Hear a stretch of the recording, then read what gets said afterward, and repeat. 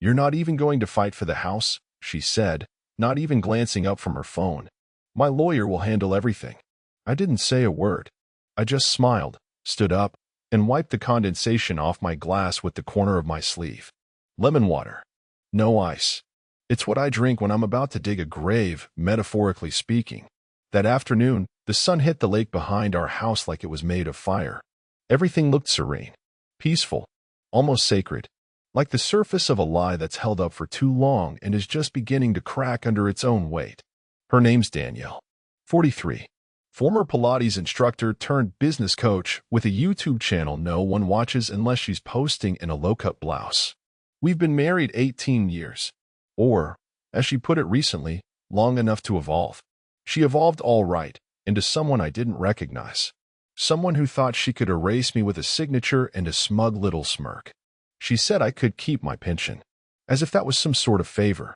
As if I hadn't already planned exactly how she'd say that, and exactly how I'd respond. See, Danielle always underestimated one thing about me. I listen more than I talk. And while she was busy perfecting her downward dog and whispering sweet affirmations into the ear of her spiritual therapist, a guy named Clay who drives a Tesla and smells like regret, I was watching, listening, counting. And that's when it all started. One tiny, insignificant thing that flipped the switch. She stopped asking about my work. I'm not a flashy guy. I run background checks for a living. Corporate vetting, legal prep, digital footprint tracking. Boring, until it's not. Until you know what to look for. Until you spot it. Danielle had become too clean. Her calendar too empty. Her voice too rehearsed. Then one Tuesday morning, I spotted it. The slipper. A single pale blue house slipper under our bed. Only Danielle wears those fuzzy monstrosities, and she has 2 pairs. One upstairs. One for travel. But this one? This was the third. Identical, but not the same. It was left under my side of the bed. Like a fingerprint. That day, I didn't confront her. I didn't cry or yell or spiral. I simply opened a new folder on my encrypted drive, labeled it Exit Strategy, and started cataloging. There were no texts. No lipstick stains. No misplaced hotel keycards. She was smarter than that. But what she didn't know, what Clay certainly didn't know, was that the mug he left in our kitchen had a subtle chipped rim. And when Danielle passed it to me one morning, saying, "You want your coffee in this one?" I nodded.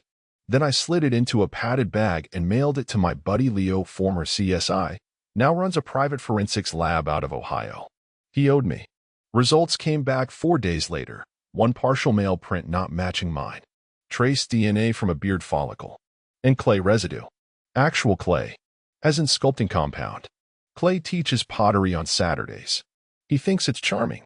I think it's adorable he left part of himself in my home. Fast forward 2 weeks. Danielle says we need to talk about the future. She wears her power lady dress, the green one with the structured shoulders, and tells me her lawyer will be in touch. She's calm. Composed. Too composed. What she doesn't know is I've already spoken to the lawyer. In fact, I met with him the day before. Name's Stewart. Office smells like leather-bound bills and mild panic. We shook hands, and he blinked when I said, "I'm the husband." That's when the sweat started. Because Stewart and I go back. Way back. I once did contract risk assessment for one of his merger cases. Found out his paralegal had been leaking details to a rival firm. He owes me. Or rather, he knows better than to screw me. So I smiled. Told him I wouldn't be needing representation. "But your wife's retained me for the divorce," he said. "Exactly," I replied. He was already sweating when I slid the flash drive across his mahogany desk. "Just make sure she signs everything. No amendments. No special clauses. No sudden changes. Or the video on that drive goes somewhere else." That video? Well, that's part of the fun, isn't it? Danielle doesn't know why Stewart's hand shook when he passed her the paperwork. She didn't catch the slight tremble when he said, "No need to read it again, it's all standard." She just smiled, thinking she'd won. Thinking the house, the car, the savings account she didn't know I'd emptied last week were all lined up like trophies waiting for her. She had no idea that she was already standing on a trapdoor.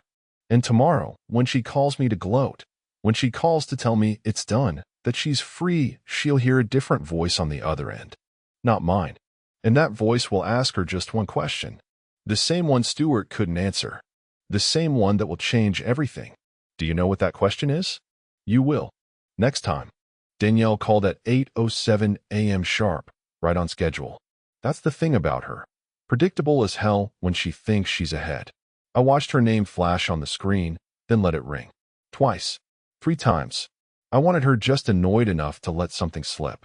When I finally answered, I didn't say a word. Hello? Hello. Her voice was bright, high-pitched, forced.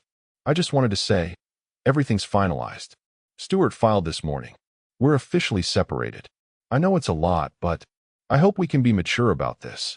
She was baiting me, testing for a reaction, hoping for anger or grief, or, better yet, begging. I gave her silence.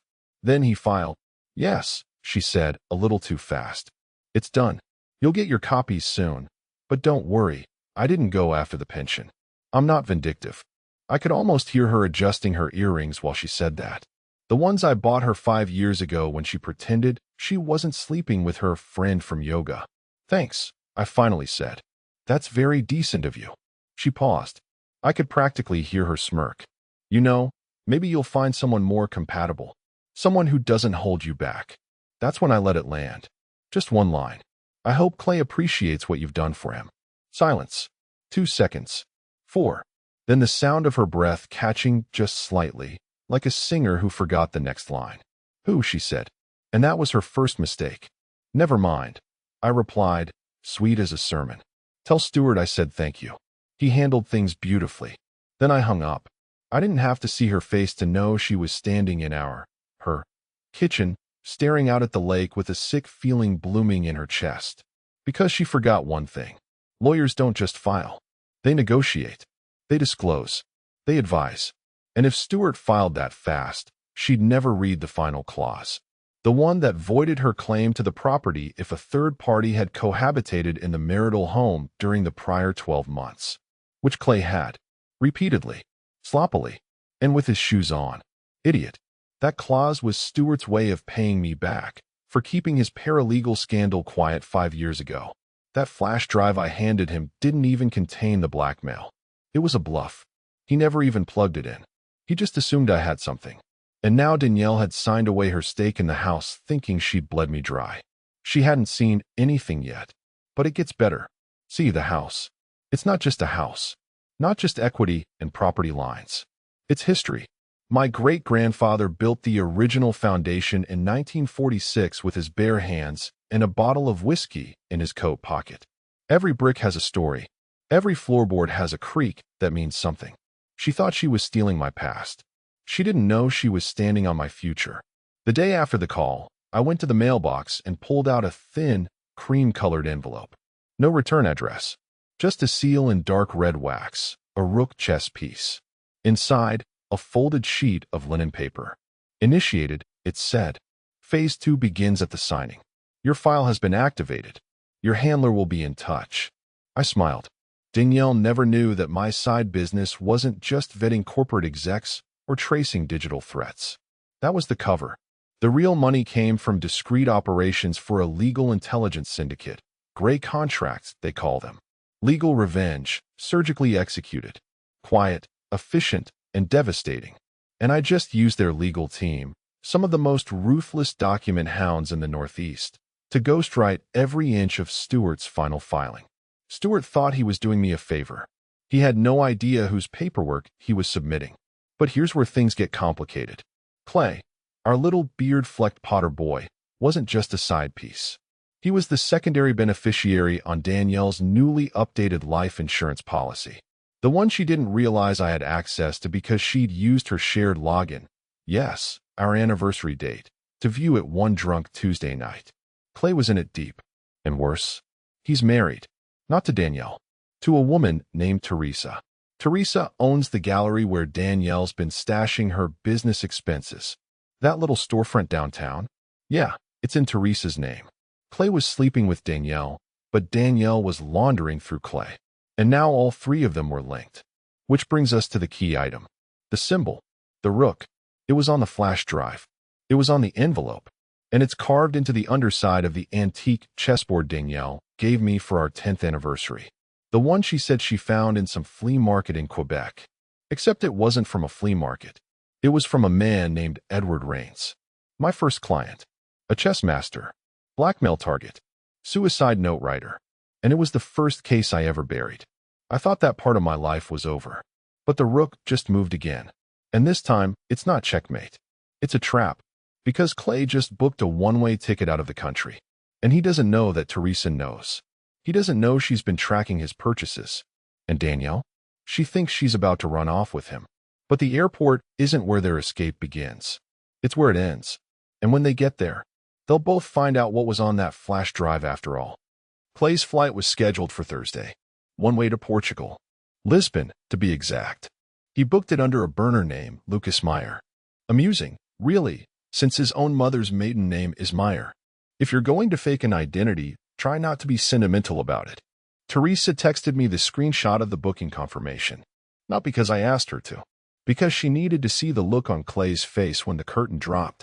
Turns out betrayal is contagious, but revenge spreads faster when you offer it to someone with a grudge and a gallery at stake. Teresa wasn't some sobbing wife in denial. No, Teresa was lava, quiet, slow, inevitable. When I told her who Danielle was and how deep the laundering went, she didn't cry. She didn't scream. She laughed. Said, he's going to wish it was just divorce. See, Danielle and Clay thought they were playing with paper swords. Petty lies. Hidden cash. A few steamy nights in the pottery studio behind locked doors and scented candles. But what they didn't realize is that they had committed 3 federal crimes and left their fingerprints on all of them. Fraud. Tax evasion. And the third? Well, that one's trickier. Let's call it conspiracy to defraud through shell asset concealment. It's not sexy, but it lands hard. Especially when someone tips off the IRS with a well-packaged folder of timelines, receipts, and surveillance stills. Speaking of which, remember that business expense Danielle tried to bury last May?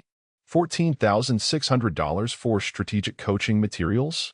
Teresa opened the gallery's books and found it filed under International Art Acquisition. She never noticed it at the time because Danielle had convinced her to digitize the receipts and automate the trust. Classic Danielle, drown M in buzzwords and yoga poses. I told Teresa to play along until Thursday. Let them think everything was smooth. Let Danielle believe she was slipping away clean. We'd meet at the airport, me in the terminal, Teresa at arrivals. We weren't going there for a confrontation. We were going to watch. But let me rewind just a touch. Because there was a moment, 3 days before the flight, where Danielle almost caught something. I was sitting at my usual spot by the lake, same bench my dad carved our initials into when I was 12. She walked out barefoot, holding 2 glasses of wine like we were just another loving couple watching the sunset. I should have seen it as a trap, but I stayed seated. She handed me a glass. You've been calm through all this, she said. I sipped. Didn't answer. Most men would have raged. Fought. Called me names. But not you. You just let go. Her tone was soft, almost maternal. You've changed. I turned to her, letting my gaze hang just long enough to unsettle her. We all evolve. Her smile faltered. Then her eyes drifted to the chessboard next to me. The one she gave me all those years ago. You still have that old thing? I nodded. Never play anymore. Just like the look of it. She leaned in and traced the rim of the rook piece with her finger. It's missing the bottom felt. That was the moment. That was the crack in the surface. She never noticed details like that before. And the felt had been torn off weeks ago, by me, when I unscrewed the base to hide the flash drive with the original footage. Footage of Clay. In her car. At our home. Using her key. Footage I never intended to use. Until Stewart. Until she smiled at me like I was a ghost. You ever wonder, I asked, what kind of pieces people are? You strike me as a queen. Moves in all directions. Always in control. Until someone gets close enough to trap her. She tilted her head. And you? I'm not a king, I said. Too slow. Not a knight. Too flashy. Then what? I looked at the rook. Corner piece. Walls on 2 sides. Doesn't look like much, until it strikes across the board. She stared at me, not sure if it was a threat or a poem. Then she laughed. God, you always were dramatic. I let her laugh. It would be the last time she did it without watching her entire foundation crack beneath her. Thursday came fast. I wore a dark gray coat and carried a duffel bag. Not for intimidation, just for the sake of routine. Teresa waited at the cafe near the main entrance of Terminal C. Clay was due to arrive by cab. Danielle would meet him at check-in. First class. She'd used the joint account for the upgrade, not realizing I had installed an AI flag on any purchases over $2,000. She might know how to contour, but she couldn't outmaneuver metadata. At 4:12 p.m., Clay exited the cab in an oatmeal blazer and sunglasses like he was auditioning for a Netflix reboot of himself. At 4:16 p.m., Danielle showed up. At 4:17 p.m., two plainclothes agents, one male, one female, stepped forward. Badge, voice, calm instruction. Clay turned white. Danielle looked confused, then furious, then terrified. At 4:19 p.m., she was escorted through a side exit, not in cuffs, but not voluntarily either. I sipped my coffee from across the terminal. Teresa sent me one final message. He cried. She screamed. My gallery's clean. We're square. We weren't square. Not yet. Because I wasn't finished. Danielle hadn't figured out why Stewart had pushed the filing through so fast. She didn't realize what she'd just signed over. And she didn't know what was sitting in her old safe deposit box at the Lakeview Bank branch. A key, a letter, and a document she signed without reading. Let's just say it had a different kind of power. And next time, we'll open it. The Lakeview branch doesn't look like much from the outside. Red bricks, faded flag, one lonely security guard who reads James Patterson novels like scripture. But inside Vault B-17, behind a dual authentication lock and a fingerprint scanner Danielle didn't know I still had access to, sat a safe deposit box containing three things. A single brass key, a notarized letter in her handwriting, and the document that would end her career before she even knew it had begun. See, Danielle thought she was clever when she started that shell company with Clay. Dandelion Consulting, she called it. Cute, right? Innocent. Wholesome. Just a cover to channel payments from coaching clients who never existed. What she didn't know was that her very first business registration form, filed in a rush while sipping oat milk lattes, had a clause Stewart accidentally left in during drafting. A clause that tied her fledgling little empire directly to my trust. And by accidentally, I mean I made sure Stewart copied an old boilerplate template I used for asset cloaking back in 2015. That clause, it designated the primary operating shares of any subsidiary registered under the trust's umbrella, mine, as legally owned by the trust founder until a notarized separation agreement nullified the link. Guess what document she never nullified? That's right. Her signature on that form, notarized and time-stamped, meant I owned 70% of her business. On paper, legally, quietly. And now that the IRS had flagged her for audit, that ownership made me a cooperating party. Let me put it plainly, she was going to burn. And I'd walk out clean, insured, and indemnified. But that wasn't even the punchline. The real twist came when I opened the letter. It was dated 8 years ago. The ink had bled slightly. Cheap pen, humid storage, but it was still legible. If anything ever happens to me, and I can't explain why I did what I did, know that it was never about money. It was about control. I had none. And I thought if I could just start something of my own, I could be someone. I read it 3 times. Danielle had written that long before Clay. Long before yoga boyfriends and wine-drunk life coaching. This was back when she was still folding my laundry and pretending to care about my cholesterol. There was no venom in the words, just fear. Just a woman who never felt seen. And it pissed me off. Because somewhere in the last decade, she decided I was the villain in her origin story. She rewrote our entire marriage like I was the obstacle she had to conquer. And the second she felt powerful, she didn't hesitate to gut me. So now I wasn't just going to win. I was going to define her downfall. Thursday night, I called Stewart. Took care of it, he said nervously. Everything's filed, the clauses are locked, and I didn't deviate. I know, but I need one more thing. Stewart groaned. What now? I want you to deliver a letter to her. Hand-delivered. No courier. No email. Face-to-face. He hesitated. She's not happy with me. I'd imagine not, I said. But you'll do it. Because if you don't, I'll reopen that malpractice claim against you from 2018. You remember, right? The one I buried for you. Silence. Then a muttered curse. Then, fine. The letter was simple. No threats. No rage. Just a note on plain paper with one sentence. You never asked why your lawyer was sweating. Now you know. And below it, the logo of the Rook Syndicate burned into the page like a scar. Friday morning, she showed up at my old office. Not her usual glamour. No lashes, no heels, just sneakers and panic in her eyes. She buzzed twice, then pounded. I watched through the camera feed. Didn't answer. She turned in a slow circle, trying to see if someone was watching her. Someone was. Teresa sat in a black SUV across the street, sipping a latte and recording everything. Danielle pulled out her phone. Called twice. I let it go to voicemail. Then she sent a text. You win. I don't know how, but you win. What do you want? I didn't reply. I forwarded the message to Teresa. She'd know what to do with it. Because what Danielle didn't realize was that the gallery's financials weren't the only thing under review. Teresa had opened a fraud investigation against Clay and Danielle under her corporate umbrella. And since I technically owned 70% of Dandelion Consulting, well, I was the whistleblower. IRS, SEC, State Business Board. They were all copied on the filing. But I still wasn't done. There was one more layer. The brass key. It belonged to a safety locker in a storage unit 30 miles outside the city.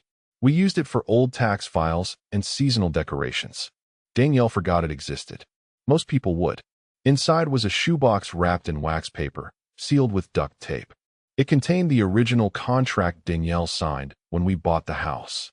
And inside that document was a clause, again buried, again legal, where she had agreed to relinquish sole claim to any marital asset upon voluntary abandonment of cohabitation prior to a dissolution hearing. In English, she moved out first. She lost the house the moment she packed her bags and drove to Clay's. She just didn't know it. Not yet. But next week, when the final audit hits, when the subpoenas land, when Clay takes a plea deal, she'll know. And then she'll remember something else. The chessboard, the missing felt, the rook that never moved until the very end. And next time, she'll see the piece in my hand. Because this isn't checkmate. This is entrapment. And the board is still mine. Danielle always hated silence. She filled every second with noise, motivational podcasts, YouTube affirmations, faux deep voiceovers whispering nonsense like abundance flows where intention goes. But the day after the audit notice was hand-delivered to her fake business address, I imagine her world got a lot quieter. Because when the walls start to shift, you stop talking and start listening for the cracks. It took 3 hours after she received the letter for her to try again.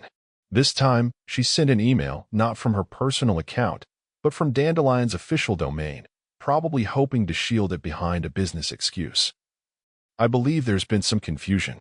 We need to talk. Urgently. Let's resolve this like adults. Please. Attached was a PDF titled Reconciliation Draft. I opened it. It was a joke. A settlement agreement offering me $40,000 and non-disparagement across social platforms. She thought I wanted money. She still didn't understand. I didn't want her cash. I wanted her reputation. I wanted her to feel every ounce of false confidence bleed out one humiliating drip at a time, publicly, legally, and most importantly, strategically. So I didn't reply. I forwarded it to Teresa and CC'd the syndicate handler, who went by Jonas. That's not his real name, of course. Jonas is the type who wears department store khakis, drives a Subaru, and knows how to dismantle a hard drive in under 6 seconds. I don't even know his real name, and that's why I trust him. Jonas replied 11 minutes later. Received. Disregard all further contact from subject D. Final phase underway. Do not engage. Final phase. Those 2 words lit a fire in me. I knew what it meant. It meant the syndicate's next move. Public implosion. You see, most people think revenge happens in private. A cold glare. A courtroom battle. A smug smile in a coffee shop. But real revenge? It happens in rooms filled with strangers. It happens when the person you betrayed can't stop the bleeding, because the knife is invisible, but everyone still sees the blood. And in Danielle's case, the bleeding started with the city newsletter. Published every Friday, delivered to 9,600 homes, including the neighborhood we used to live in. It's usually filled with junk, parade schedules, bake sale announcements. But this edition featured a full-page article titled, Local Life Coach Under Investigation for Financial Misconduct.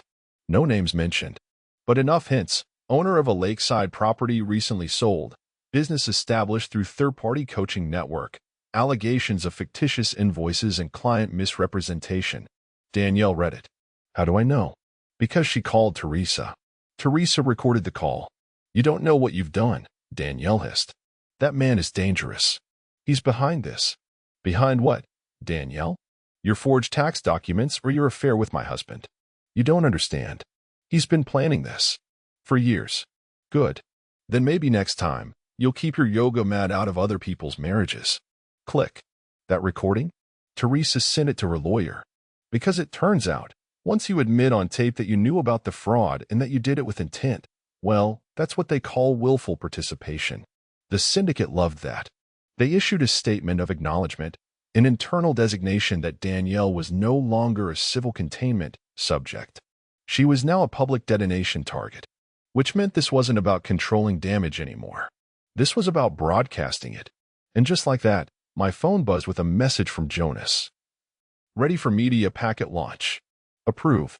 Attached was a zipped folder titled, Recon Danielle LV. Contents. A heavily redacted IRS report with Danielle's name visible just once. Surveillance footage of Clay entering and exiting her property 12 times in the last quarter. Side-by-side banking logs showing deposits into shell accounts with time-stamped coaching videos.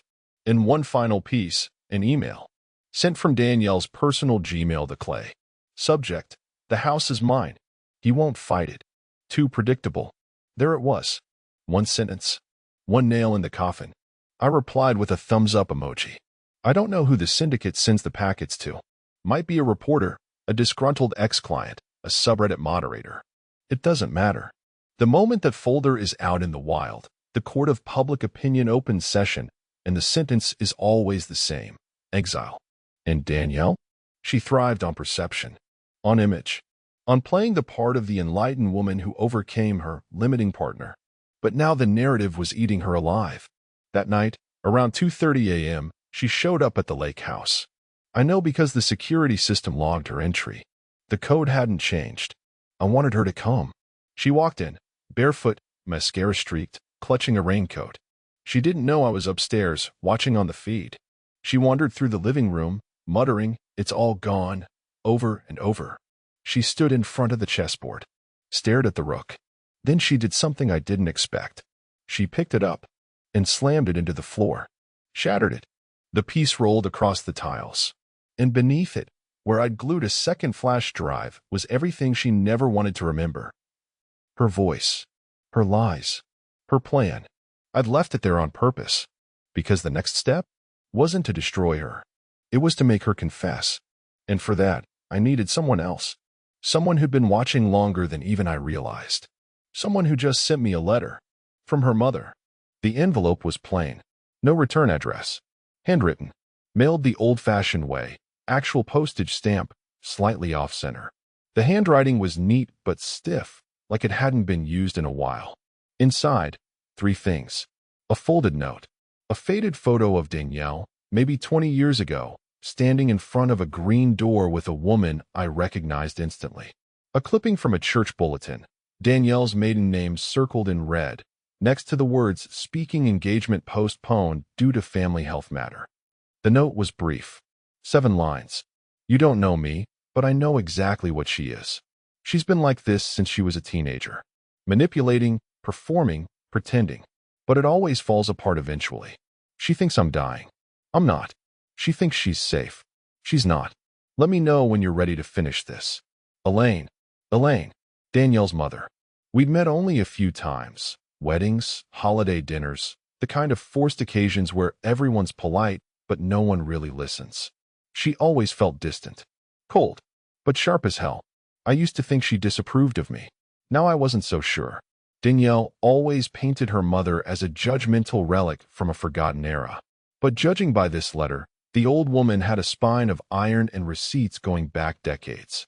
I sat there staring at the photo for a long time. Danielle couldn't have been older than 17. There was something off about her expression, this polished, pageant-ready smile paired with eyes that were already lying. Elaine, by contrast, looked like she was holding something barely contained beneath her skin. I didn't have to wonder for long, because 2 days later, I got a call from an unlisted number. I let it go to voicemail. Elaine's voice, gravelly, tired, but alive with purpose. I know she's trying to bury you. I know about Clay. I know about the coaching scams. What you don't know is how deep this goes. This is not her first time. And unless you end it completely, it won't be the last. I have records, journals, things you might find useful. Meet me Sunday. St. John's Cemetery. 3 p.m. The bench by the angel. You want to talk about surreal? Meeting your ex-mother-in-law in a cemetery while plotting the reputational demise of her daughter ranks high. But I showed up. Elaine was already seated. Black coat. No makeup. A small, leather-bound book in her lap. She didn't say hello. Just handed me the book. Page 76, she said. I opened it. There, in cramped, tight handwriting, was a journal entry from 2005. Danielle had been 23. He cried today. Not real tears. Men never cry real tears. But I held him. Told him I was sorry. Told him I'd never do it again. He believed me. Of course he did. They always do. Dozens of entries followed. Breakups. Lies. Manipulations. Financial schemes. A pattern of destruction, one man after another, each one used like a rung on a ladder she had no intention of letting anyone else climb. I looked up at Elaine. Why now?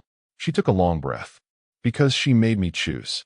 She said I could either sell my house and invest in her brand, or she'd cut me off entirely.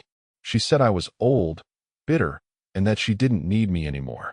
I raised that girl alone, and this is what she became. Sounds familiar, I muttered. Elaine didn't smile. I'm not doing this for you. I'm doing it to stop her. The plan formed in my head on the drive home. I had the journals, the documents, the recorded calls, the media leaks, Teresa's signed testimony, Stuart's signed deposition. Yes, I got that too. But I was missing one final nail. A confession, not just to Clay, or to her mother, or to me. A confession to herself. You ever watch someone unravel without realizing they're doing it? Danielle was already talking to herself at night. I had her house tapped, legally, with surveillance warrants, since the property title was still under dispute and she had forfeited privacy rights by vacating. She muttered to her reflection. Practiced answers to imaginary interviews. Tried out sob stories. Rehearsed her fall from grace like she was planning a TED Talk. And I was going to use it. I planted a bait, an anonymous podcast invitation. Fake email. Professional logo. A carefully crafted persona of a healing narrative storyteller looking to showcase high-achieving women who survived betrayal and reclaimed their lives. We knew she wouldn't resist. Danielle was addicted to her own voice. She always wanted to control the story. And this gave her a stage. She replied within 3 hours. Said she was honored and excited to share her truth. We set the interview for the following week. Remote session. She'd be alone in her new rental. No lawyers. No handlers. Just her, a microphone, and a script she didn't know had already been written. What she didn't know was that the entire podcast was a front, and that every word would be cross-referenced with dates, financial records, and sworn affidavits. She would bury herself. All I had to do was let her talk. Next week, she'd hit record, thinking she was controlling the narrative. By the end, she'd be narrating her own undoing. Live. On air. And the rook? It would move once more. But not across the board. Off it. Danielle showed up for the interview in full war paint. Crisp white blouse, flawless contour, gold necklace she used to say felt too flashy for work, now front and center, gleaming like a trophy. She logged into the Zoom link 15 minutes early, of course. Narcissists are never late to their own redemption arcs. The host, played perfectly by a syndicate actor named Rowan, greeted her with warmth and a vaguely European accent. Soft lighting, ambient piano music, a fake office backdrop borrowed from a psychologist's website. Every detail was engineered to disarm her, to make her comfortable. That's when narcissists say the most dangerous things. They think they're admired. Danielle started slow. She told her story with the poise of a woman who'd practiced it in the mirror 100 times. I gave everything to that marriage, she said, eyes glassy. But sometimes, women lose themselves. And when they rediscover who they are, well, not everyone can handle that. Rowan nodded with rehearsed empathy. And did you feel judged? for making that decision? Danielle exhaled through her nose like she was about to cry. She wasn't. She's never cried a real tear in her life. Absolutely. My husband. He was so traditional. Everything was about stability, control. I was suffocating. So yes, I found love elsewhere. But it wasn't about infidelity. It was about identity. That line. It was about identity. She used it 3 times over the course of the interview. Like a safety blanket. Like a talisman she could rub between her fingers when the walls got too close. What she didn't realize was that the longer she talked, the more she revealed.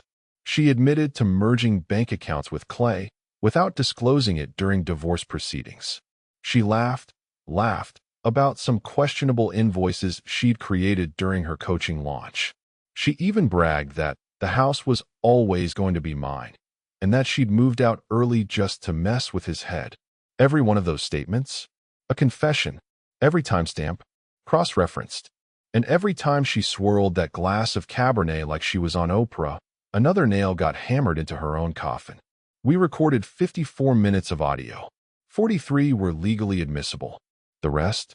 Glorious bonus material for the syndicate's vault. The episode never aired. It didn't have to. The point wasn't to broadcast her lies. It was to document them. The next day, I forwarded the full transcript to my attorney, my real one. The man Danielle didn't know existed. The one I hired a year before she even filed. He laughed halfway through reading it. "Are you sure she wasn't auditioning for federal prison?" he asked. We submitted the transcript, recordings, and digital signature confirmation to the court under a motion titled Petition for Fraudulent Disclosure and Asset Concealment in Divorce Proceedings. Normally, that motion would take months. But with Danielle's name now publicly associated with financial misconduct, and with a reporter from the Post-Ledger sniffing around, it took 2 days to hit the judge's desk. And then, everything cracked. Danielle got a call. Not from me.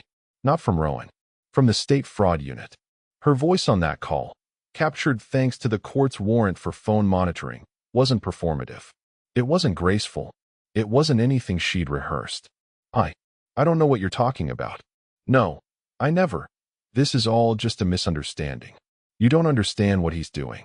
He's manipulating everything. He's a psychopath. He set this up. He planned this. They told her they'd heard that one before. By Thursday, her accounts were frozen. Her coaching platform flagged her as a liability. Stripe dropped her payment processor. Her Instagram was flooded with "Are you the fraud lady?" comments. She tried posting a soft-lit selfie with a caption about healing through adversity. It had 61 likes and 243 comments. None of them kind. But the real kicker was Clay. Because while Danielle was unraveling in public, Clay was sitting in a sterile government office, blinking at a stack of papers with his lawyer whispering in his ear. They want a deal. Full immunity in exchange for testimony. Clay was many things, self-absorbed, careless, overconfident. But he wasn't stupid. Not when faced with 10 years and a shared cell with someone named Hector who collects toothbrushes.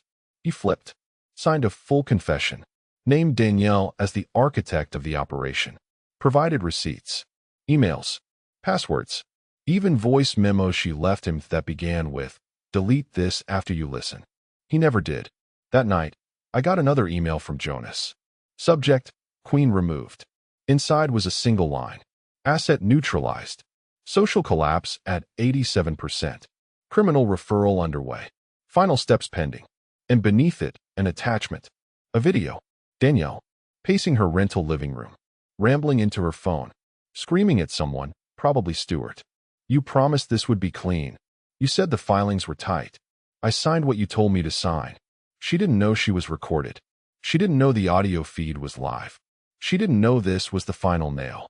Because that signature, the one she scribbled without reading, back when she was gloating in Stuart's office, it gave me sole discretionary control over Dandelion's assets in the event of a legal disruption.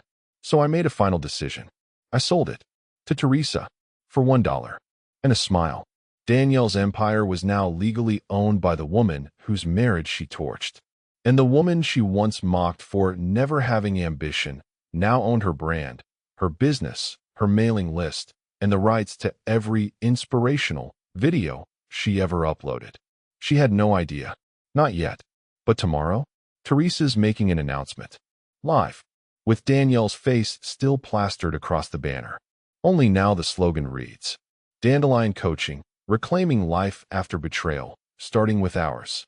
And Danielle? She'll be watching it from her lawyer's office, with 3 subpoenas on the desk, and no more mirrors to lie to. But I'm not done, because the rook still has 1 move left. And next time, it won't be on the board. It'll be in the courtroom. She showed up to court wearing white. White. A crisp blazer, gold earrings, nude heels, the whole angelic warrior aesthetic. She sat with her legs crossed, back perfectly straight, as if she still believed posture could substitute for innocence. Her lawyer, some smug junior associate from a firm too cheap to say no, kept whispering things into her ear. She nodded without hearing a word. It was Monday.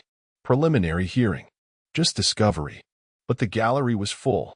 Local press, syndicate observers, and a woman in the second row, front and center, Teresa, wearing black. Danielle didn't notice her at first, but when she did, I watched the way her shoulder blades tightened like piano wire. They hadn't spoken since the ownership transfer. Teresa never gloated, never posted. She let silence do the screaming. The bailiff called my name. I walked past Danielle without looking at her, took my seat at the plaintiff's table. My real attorney, Langford, 40 years in corporate litigation, handed me a copy of the opening motion. I already knew it by heart. Fraud, willful non-disclosure, perjury, civil conspiracy. But the big one? Contempt of court and fraudulent inducement. Because Danielle hadn't just lied in the filings. She'd built them on a lie. Coached statements, forged signatures, manipulated timelines. That might have passed unnoticed, if not for her mouth. If not for that fake podcast, where she admitted it all with theatrical flair. The judge, a no-nonsense woman in her 60s named Darnell, didn't waste time. She asked Danielle's attorney to clarify certain filings. He stumbled, stammered, tried to spin. Darnell raised one eyebrow. Are you suggesting your client didn't understand the language of the document she signed? I'm suggesting, the attorney mumbled, that she may have been misled. Darnell tilted her head. By her own counsel? No, Your Honor. By outside influence. That's when I felt Danielle's eyes burn into me. It was the first time she looked directly at me since the house. 8 months. And now she stares like I set the world on fire. No. She lit the match. I just built the fireplace.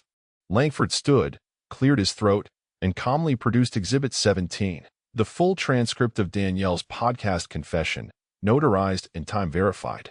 The courtroom went quiet as Judge Darnell flipped to page 6. Yeah, I moved out early. That was the whole point. Make him think I was retreating so I could control the board. It was strategy. And the paperwork? Pfft. Stewart told me it was clean. I didn't read most of it, to be honest. I just wanted it over with. Darnell set the document down slowly. She stared at Danielle, then at her attorney. Do you wish to dispute the authenticity of this audio? The lawyer opened his mouth, then closed it. Danielle shifted in her seat. The white jacket suddenly looked tight, like it couldn't contain her anymore. Then Judge Darnell said the line I'll never forget. Miss Carrington, you're not being punished for ambition. You're being held accountable for arrogance. She set the hearing for a formal fraud review. 2 weeks from now. That gives Danielle time. But not the kind she wants. Because outside the courtroom, another kind of justice had already begun. As we walked out, a man approached me. Late 50s. Military posture. Pin on his lapel. He extended a hand. Mr. Carrington? Yes. He handed me a business card. Detective Elijah Poe. Financial Crimes Division. May I have a word? We stepped aside. He spoke quietly. We've been building a separate case. Clay's cooperation gave us some very interesting leads. But your involvement? That opens a new channel. New how? Federal. He paused. Wire fraud, if the bank transfers hold up. Identity falsification. And potentially coaching fraud. Some of her clients are turning witnesses. I nodded. What do you need from me? Everything. Raw files. Surveillance logs. Originals. We'll handle the chain of custody. He handed me a sealed evidence pouch with a barcode already assigned. Send it here. Let's finish this properly. I shook his hand. Behind me, Danielle exited the courthouse. Teresa was already gone. The press closed in. Flashes. Questions. Miss Carrington, is it true you falsified divorce documents? Do you plan to resign from Dandelion Consulting? She didn't answer. She pushed through them, face tight, lips barely moving. Someone called her a fraud. Another yelled, "You gonna coach your way out of this, sweetheart?" And right there on the courthouse steps, her heel caught on the edge of a camera cable. She stumbled, not fell, just wobbled. But the symbolism was perfect. The queen had been knocked off balance. And the rook? Still hadn't finished moving. Because while Danielle was clenching her jaw in the back of a town car, the safe deposit key she forgot had already unlocked something else. Not a box this time. A hard drive. With 24 gigabytes of encrypted data she once tried to erase. Guess what? It wasn't gone. And the name at the top of the folder wasn't Clay. It was someone else. A name I hadn't heard since long before the marriage.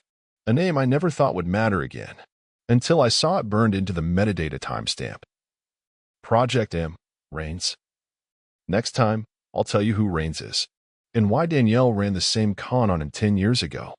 Right before he disappeared. Martin Rains was a name I buried years ago.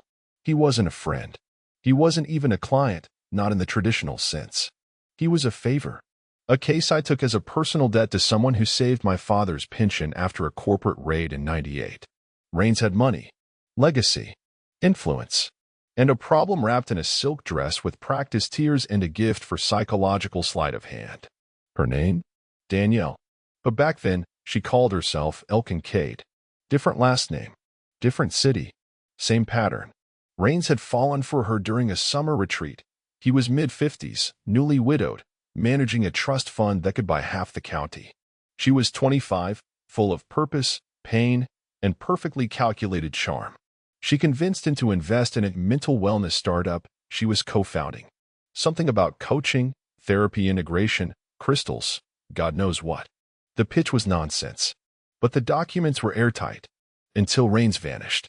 Official story was he retired early, relocated to Europe, and cut ties with his board. But the truth?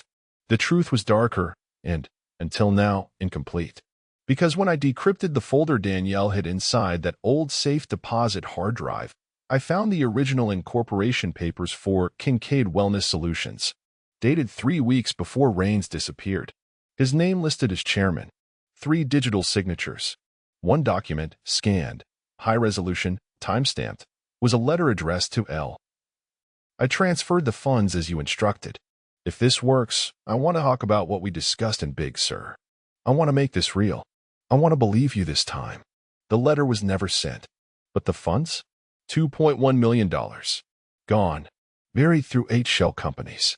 One of which, surprise, was the skeleton that became Dandelion Consulting. Danielle didn't just start her scam after me. She refined it before me. And Rains? I don't think he ever made it to Europe. The last ping on his phone was just outside the city limits, near a property owned by an LLC Danielle had access to, now since dissolved. I stared at the folder for a long time, because if she was willing to disappear a man once, willing to start this lie long before I ever met her, then this wasn't just about revenge. It was about precedent. She'd done it before, and now I had proof. I met with Detective Poe the next morning. I showed him the documents, the chain of transfers, the timestamps, the metadata signatures. He didn't say a word for 5 minutes. Then, you know what this means, right? Yeah, I said. It means we stop playing chess. He nodded slowly. We dig. And dig we did. By that evening, Poe had subpoenaed a closed property ledger. And there it was. A cabin. Registered to Weller Pines Holdings, a company dissolved 7 years ago. One Danielle forgot about. One that still had her name on the deed as an authorized caretaker. Poe got the warrant. I went with him. It took us 2 hours to drive there. Remote road. Overgrown path. A gate with a rusted chain and a camera so old it had spider webs on the lens. Inside? Dust. Silence. And a single drawer with documents, old photo albums, a sealed manila envelope marked Yelly. We opened it. Inside were handwritten journal pages. Receipts. Airline tickets. All unsigned, unfiled. In one voice recorder. We played it. You said I could trust you. You said this wasn't about the money. Click. I'm leaving. I don't want anything. Just stop calling. Please. Click. I'm going to the bank tomorrow. If it's not there, if you took it, I swear to God, I'll go to the police. Martin Rain's voice. Clear. Terrified. The last audio log dated 6 days before his disappearance. I turned to Poe.